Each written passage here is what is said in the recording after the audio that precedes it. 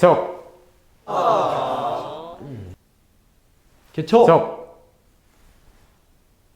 용충호 그리고 제주에 계신 패스파인더 조자 대원 여러분 안녕하세요. 저는 충청화폐 패스파인더 교관 조성희. 저는 가이드 정희찬 대원입니다. 자, 이번 시간에는 드론 활용 기능 소개에 대해서 말씀드리도록 하겠습니다. 그럼 대장님, 드론이 뭔가요? 드론은 초경량 비행장치 무인 멀티콥터라고 그래요. 그래서 사람이 타지 않고 무인으로 조종기를 가지고 원격으로 조종하는 것을 드론이라고 그래요. 그럼 드론에는 어떤 종류가 있나요? 드론은 여기 펼쳐져 있는 여기 테이블에 펼쳐져 있는 드론들이 다 우리가 드론이라고 볼 수 있어요. 근데 먼저 우리 정희찬 대원이 갖고 있는 드론이 촬영용 드론이에요. 이거는 촬영할 수 있는 드론이에요. 그래서 이 드론을 가지고 아름다운 천연계라든가 여러 가지 장면들을 연출할 수 있는 드론이죠. 그 다음에 또 한 가지는, 자, 잠깐 제가 조명기를 놓고요. 이 드론은 어떤 드론이냐면, 이 드론은 어떤 드론이냐면 축구 드론이라고 해요. 그래서 이 드론을 가지고 여섯 명씩 팀을 나눠서 홀에다가 이 축구 드론을 통과시켜서 하는 게임 방식을 하는 드론을 축구 드론이라고 해요. 스포츠 드론이라고도 명칭을 하죠. 자, 그 다음에 또 어떤 드론이냐면 여기에 펼쳐져 있는 드론인데 이거는 뭐냐면 모형 비행기라고 그래요. 그래서 왕구형 드론이라고 그러죠. 자, 이 왕구형 드론 같은 경우는 자 보시면 여기 보면 예를 들어서 여기 프로펠러가 있죠. 프로펠러가 이제 4개가 달려 있죠. 이 모든 드론도 다 프로펠러가 보통 다 4개가 달려 있어요. 그래서 이 드론을 가지고 이 프로펠러 4개 달린 드론을 가지고 우리가 이제 보통 드론이라고 하는데 그럼 제가 질문을 하나 할게요. 드론은 프로펠러가 4개만 달려있는 게 드론일까요? 질문이에요. 네. 조금 이따 제가 답을 말씀드릴게요. 그래서 이거는 보통 고급용 드론이라고 해요. 고급용 드론. 다음에 여기 드론이 있어요. 요거는 배터리가 하나만 있어도 20분 이상 날리는 드론이에요. 중국용 드론이라고 그래요. 네. 하는 회사에서, 이건 지우세요. 한빛이라는 회사에서 제작을 한 드론이에요. 굉장히 많이 날릴 수 있죠. 중국용 드론.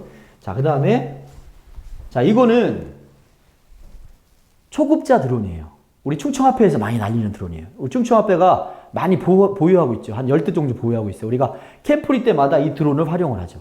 네. 이건 한 5분 정도 날릴 수 있어요. 자, 그 다음에 우리 어벤들이 이 영상을 보고 있을 거예요. 어벤들이 드론이 힘들다 그러면 이 에어곤 드론이 있어요. 이 에어곤 드론은 참 깜찍하고 이쁘죠? 이 드론을 가지고 초급자들이 연습할 수 있는 좋은 드론이에요. 한 2분 정도 날릴 수 있어요.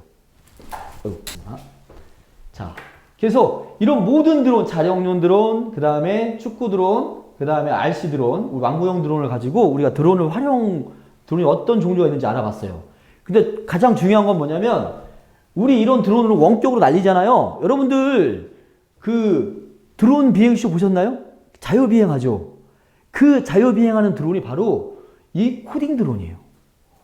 코딩 드론은 프로그램을 컴퓨터로 설계해서 이 드론에 집어넣어요. 그러면 이 드론이 그 프로그램에 따라서 자율비행할 수 있는 드론이 코딩 드론이에요.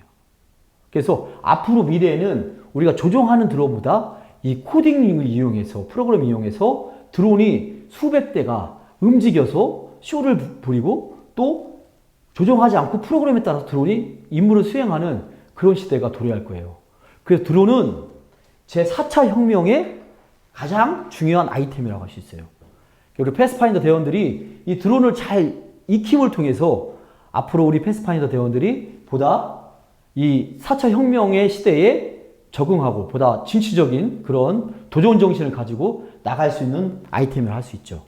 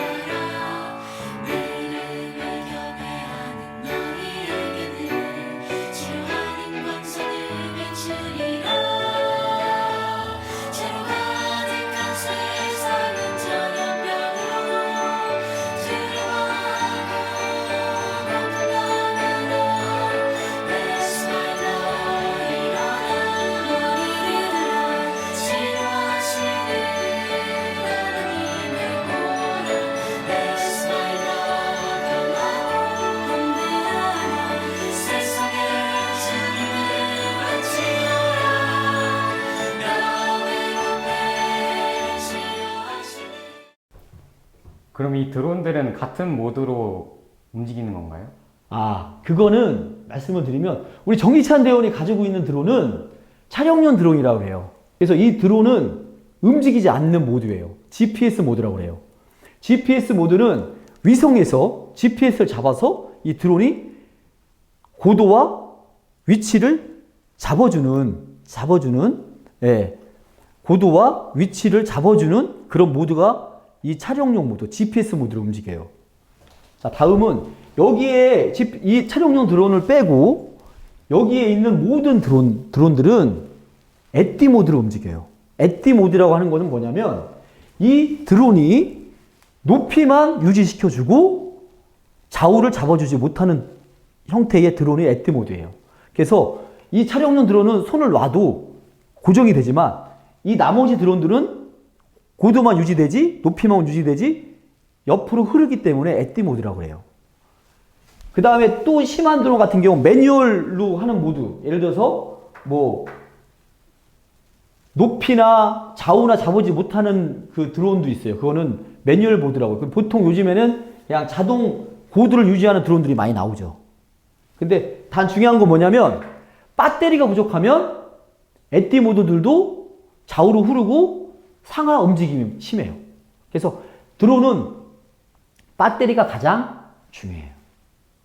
네. 그럼 대장님, 이 드론들은 누구나 날릴 수 있는 건가요? 아니요. 250g 이상인 드론들, 보통 촬영용 드론이 있거든요. 그것들은 내년 3월부터 내년 2월까지는 상관없는데 3월부터는 한국교통안전공단의 온라인 교육을 받아야 돼요.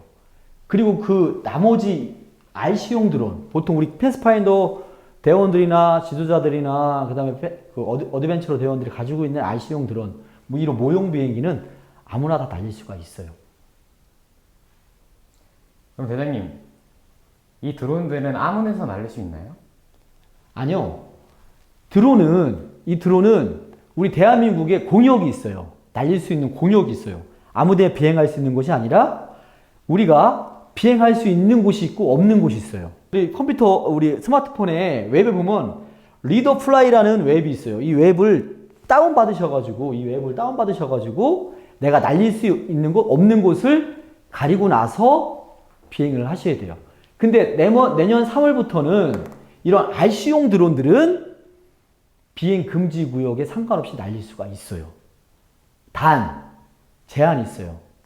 지도자의 지도 아래 고도 20m, 전방 60m만 날릴 수가 있어요. 그럼 그 지도자는 어떤 자격증을 갖고 있나요? 지도자들은 보통 만 14세, 그럼 중학교 2학년이 되면 초경량 무인 멀티콥터 국가 자격증에 도전할 수가 있어요. 내년부터 이 드론을 드론 자격증이 1종과 2종, 3종, 4종으로 나눠져요. 그래서 보통 250g부터 2kg까지는 온라인 교육을 받아야 되고, 그 다음에 3종을 가지려고 하시는 분들은 7kg부터 12kg까지 3종의 자격증을 가져야 되고, 그 다음에 2종의 자격증을 가지고 있는 분들 같은 경우는 12kg부터 25kg까지 2종의 자격증을 도전을 해야 되고, 보통 25kg부터 150kg 같은 경우는 1종의 자격증을 다 포함하고 있어요. 그래서 우리 패스파인더 지도자 대원들한테 권유하고 싶은 거는 1종의 자격증, 그러니까 모든 드론을 다 다룰 수 있는 자격증을 한번 도전해 보세요. 그럼을 통해서 여러분들이 모든 드론을 운영할 수 있는 그런 권한을 가지고 있기 때문에 여러분들이 한번 도전하십시오.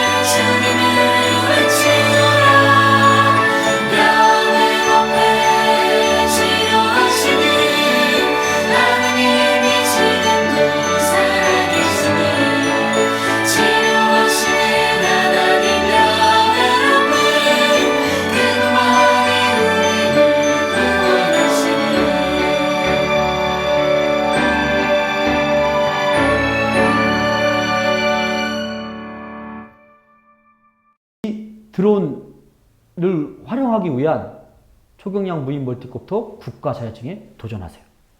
여기에 있는 정희찬 대원도 만 14세에 드론 국가 자격증에 도전해서 합격하여서 이제 그 많은 드론들을 운영할 수 있게 되었습니다. 여러분 한번 도전해 보세요.